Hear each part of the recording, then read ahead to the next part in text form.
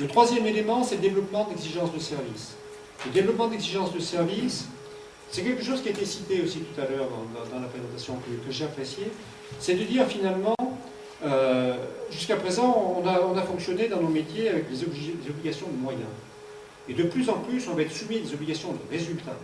C'est-à-dire que ce soit l'État, par le biais de la réglementation, les services de contrôle, ou les usagers, on va nous dire, prouvez-nous que la qualité du service que vous nous rendez s'améliore.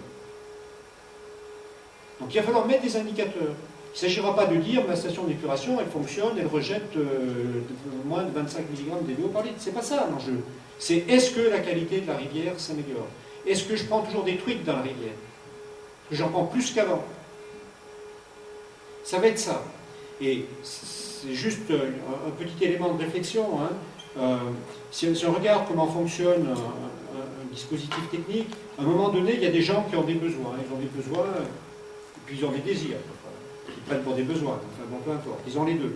Ces besoins sont exprimés par des associations de défense, par des élus qui font ce métier.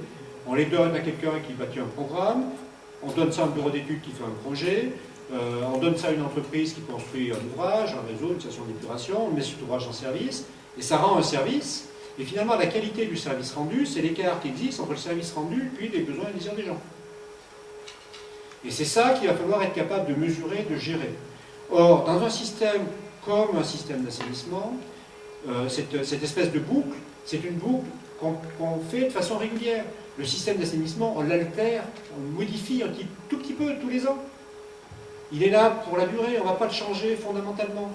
Donc il faut le faire évoluer doucement, progressivement, et on rejoint encore cette idée d'observatoire pour essayer de regarder si la stratégie qu'on utilise pour gérer le système d'assainissement est bien la stratégie qui convient pour diminuer l'écart entre les attentes des usagers et puis le service qu'on leur rend effectif. La gestion du patrimoine, on parlera beaucoup de techniques alternatives tout à l'heure, je n'en ai pas parlé ici, pour gérer les eaux pluviales. Il y a quand même ce patrimoine.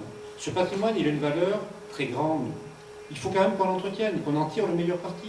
On ne va pas jeter à la rue tous ces systèmes de tuyaux qui existent dans nos villes.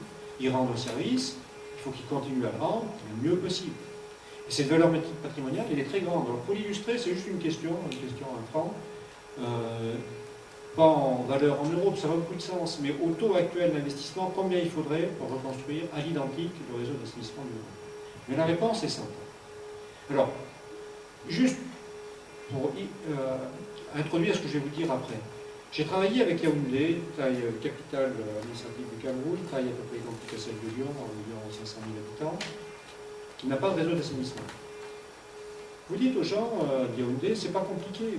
Vous voulez un système d'assainissement, ben vous mettez tous les ans la même quantité d'argent que Lyon, et dans 100 ans, vous aurez un système d'assainissement. À condition d'arrêter tout de suite toute urbanisation nouvelle, parce qu'il ne faut pas, bien évidemment, que la ville croisse plus vite que la vitesse à laquelle on construit les réseaux, et à condition aussi que le réseau il dure 100 ans. C'est-à-dire que dans 100 ans, ce que vous avez construit soit toujours opérationnel. Donc ça m'amène à parler quand même d'un aspect qui est peut-être un peu éloigné, en tout cas géographiquement, mais qui se passe dans les pays en développement. Vous savez qu'il y a un objectif, Millennium Goal. Le Millennium Goal, c'est en 2015, on doit avoir résolu les problèmes d'eau sur la planète. Alors, c'est quelque chose, c'est une longue histoire. Il y a eu la décennie de l'eau, c'était la décennie 1980-1990, avec tout le monde accès à l'eau et à l'assainissement. C'est une décennie d'enfance, 1990-2000, un peu.